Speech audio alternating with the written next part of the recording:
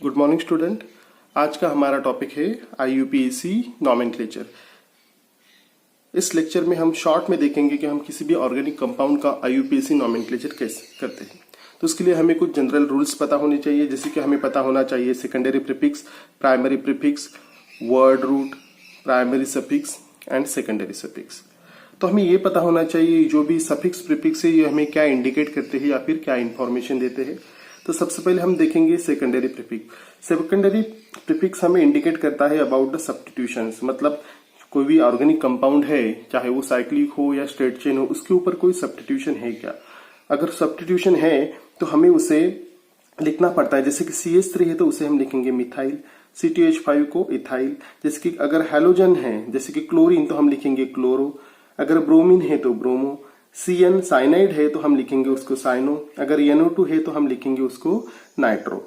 इस तरह से हमें उसे इंडिकेट करना पड़ता है। फिर बारी आती है प्राइमरी प्रीफिक्स की। तो प्राइमरी प्रीफिक्स हमें इंडिकेट करता है अबाउट द साइक्लिक और असाइक्लिक नेचर। जो भी कंपाउंड है वो साइक्लिक है कि असाइक्लिक है। अगर वो कंपाउंड साइक्लिक है तो हमें जो वर्ड रूट रहता है उसके आगे साइक्लो वर्ड लिखना पड़ता है। जैसे कि ये कंपाउंड साइक्लिक है तो हमें लिखना है यहाँ पे साइक्लो। यहाँ पे देखो सब्स्टिट्यूएंट से, इसलिए हम लिखेंगे 1 मिथाइल साइक्लो। ओके। तीसरा आता है वर्ड रूट। वर्ड रूट हमें बताता है, ये इंडिकेट करता है the number of carbon in a parent chain, मतलब मेन चेन में कितने कार्बन होते हैं ये हमें वर्ड रूट से पता चलता है। तो अगर वर्ड रूट की बात करें तो हमारे पास एग्जांपल है, जैसे कि C1 अगर 1 कार्बन है तो हम लिखते हैं मिथ, 2 है तो इसे हम लिखते हैं इथ, 3 है तो इसे लिखते हैं हम प्रो, 4 है तो ब्यूट, पेंट, हेग्स, हेप्ट, ऑक, नोन एंड डेक। इस तरह से हमें वर्ड रूट को इंडिकेट करना पड़ता है। नेक्स्ट आता है प्राइमरी सफिक्स। तो प्राइमरी सफिक्स हमें इंडिकेट करता है सैचुरेशन और अनसैचुरेशन के बारे में, मतलब हमारे कंपाउंड में कार्बन कार्बन सिंगल बॉन्ड है, कार्बन कार्बन डबल बॉन्ड है या फिर ट्रिपल बॉन्ड है। अगर हमारे इसमें सैचुरेशन है, मतलब carbon to carbon single bond है, तो हमें लिखना पड़ता है वर्ड रूट के सामने ANE। अगर carbon to carbon double bond है तो हमें लिखना पड़ता है ENE। Carbon to carbon double bond 2 है तो 2 है इसलिए 2, इसलिए हमें डाई लिखना पड़ता है, इसलिए डाई इन।